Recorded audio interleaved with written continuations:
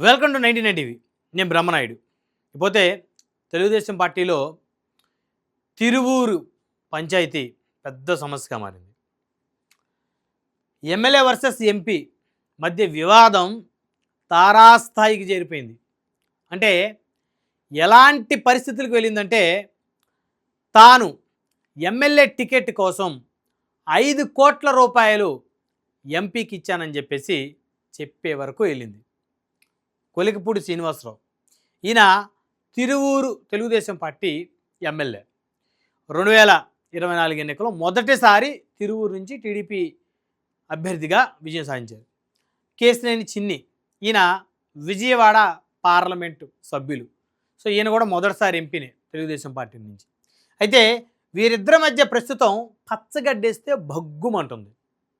మరి అలాంటి పరిస్థితుల్లో ఇప్పుడు ఈ వివాదం తెలుగుదేశం పార్టీకి తలనొప్పిగా మారింది. ఎందుకంటే కొలికపూడి శ్రీనివాసరావు గారు చేసినటువంటి ఆరోపణలు సామాన్యమైన ఆరోపణలు కాదు.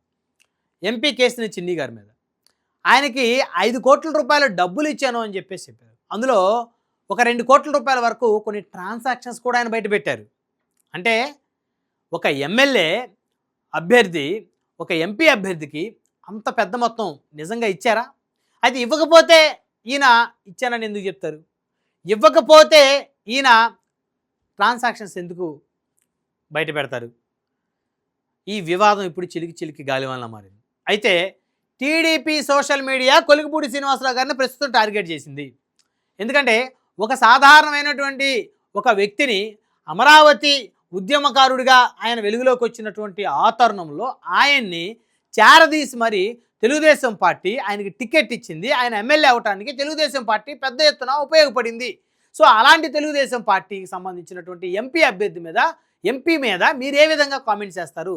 సో ఆ కామెంట్స్ శృతి మించి మరి తాను టికెట్ కోసం గెలవడం కోసం 5 కోట్ల రూపాయలు ఎంపీకి ఇచ్చాననేటువంటిది బహిరంగంగా చెప్పి పార్టీ పరువు మీరు ఎలా తీస్తారని చెప్పేసి తెలుగుదేశం పార్టీ క్యాడర్ కొలికపూడి శ్రీనివాసరావు గారిని టార్గెట్ చేసింది. ఎందుకంటే వాళ్ళు టార్గెట్ చేయడంలో తప్పులేదు.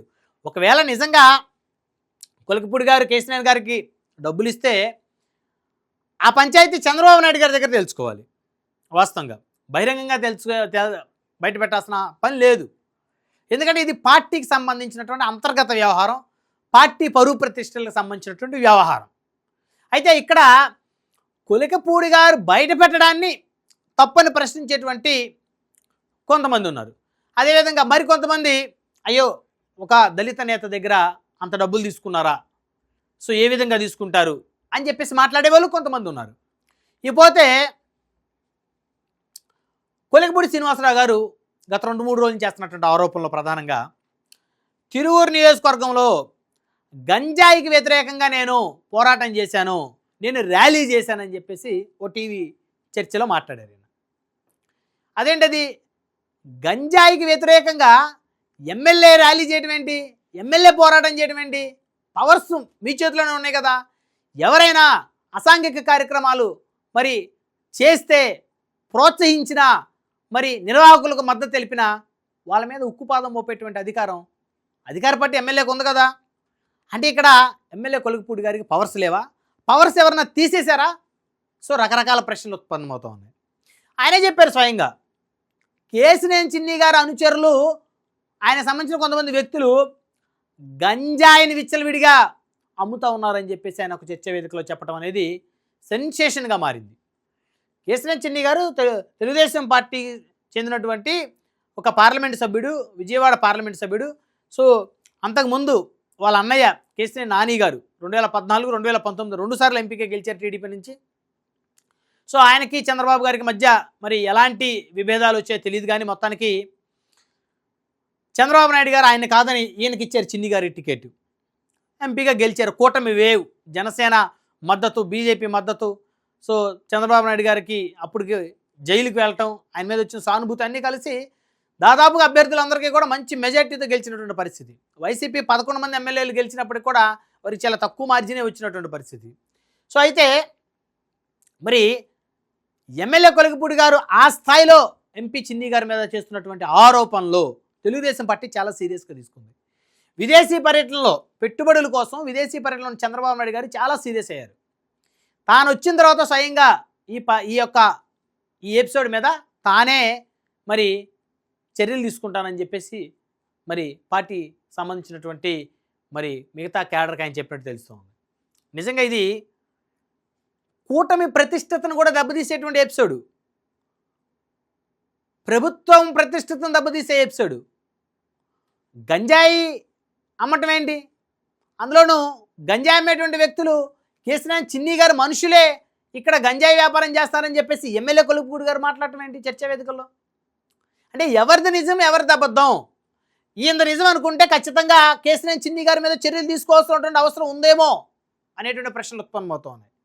ఒకవేళ ఆయనకు తెలియకుండా జరుగుతుంటే ఖచ్చితంగా వాళ్ళ మీద చర్యలు తీసుకోవాల్సినటువంటి అవసరం ఉంది. సో అసలు అలాంటి పరిస్థితులు ఏమీ లేకుండానే ఎమ్మెల్యే కొలుగుపూడి శ్రీనివాసరావు గారు కనుక ఆరోపణ చేస్తే ఈయన మీద చర్యలు తీసుకోవాల్సినటువంటి అవసరం ఉంది.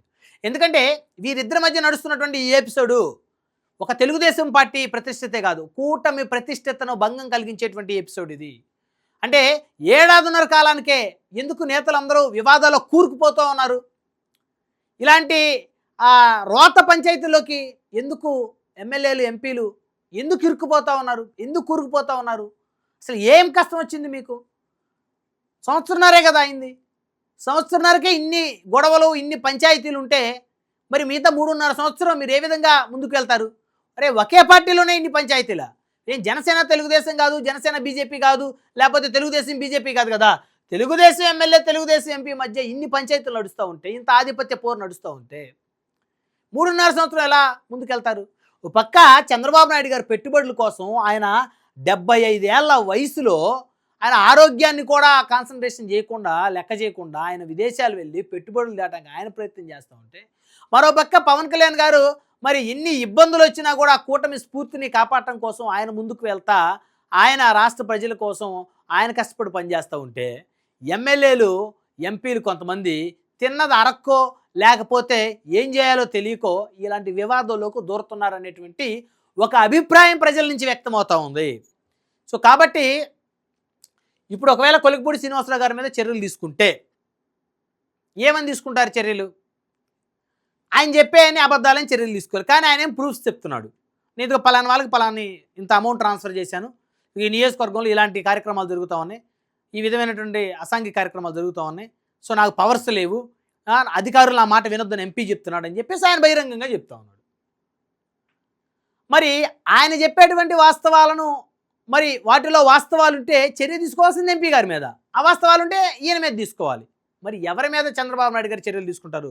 ఇద్దరి మీదే చర్యలు తీసుకోకుండా ఈ పంచాయతీని క్లోజ్ చేయగలిగేటువంటి పరిస్థితి చంద్రబాబు నాయుడు గారి దగ్గర ఉందా అంటే ఖచ్చితంగా ఆయన రాజకీయ చాణక్యుడు కాబట్టి మరి కాస్త సర్ది చెప్పి ఎంపీ గారు మీరు దయచేసి తిరువూరు నియోజకవర్గం విషయాల్లోకి మీరు దూరొద్దు, ఆయన ఎమ్మెల్యే, ఒక దళితుడు, ఒక ఎమ్మెల్యే, సో కాబట్టి ఆయన ఆ నియోజకవర్గం యొక్క అభివృద్ధికి సంబంధించినటువంటి వ్యవహారం మీద ఆయనకే సర్వ హక్కులు ఉన్నాయి, అక్కడ అధికార యంత్రాంగం మీద ఆయనకే సర్వ హక్కులు ఉన్నాయి, కాబట్టి మీరు ఆధిపత్యం ఆయన మీద ప్రదర్శించొద్దు, దయచేసి ఆయన్ని ప్రశాంతంగా ఆయన పని ఆయన చేసుకొనివ్వండి, ఆయన మీద ఏమైనా ఆరోపణలు అవినీతి ఆరోపణలు కానీ ఎవరైనా హింసించేటువంటి ఆరోపణలు కానీ వస్తే నేను చర్య తీసుకుంటా అని చెప్పి చంద్రబాబు నాయుడు గారు చెప్పాల్సిన అవసరం ఉంది.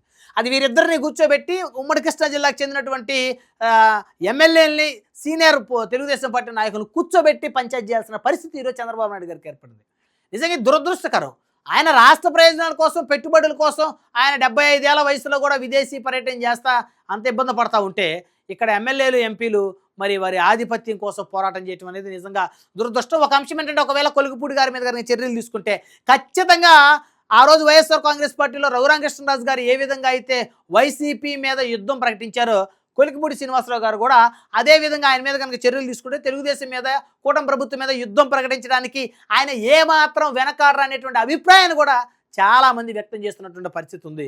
సో ఏదేమైనప్పటికీ కూడా ఈ తిరువూరి పంచాయతీ ఏదైతే ఉందో అది తెలుగుదేశం పార్టీ ప్రతిష్టతను దెబ్బతీసే విధంగా ఉందంటూ చాలామంది వారి అభిప్రాయాలు వ్యక్తం చేస్తూ ఉన్నారు.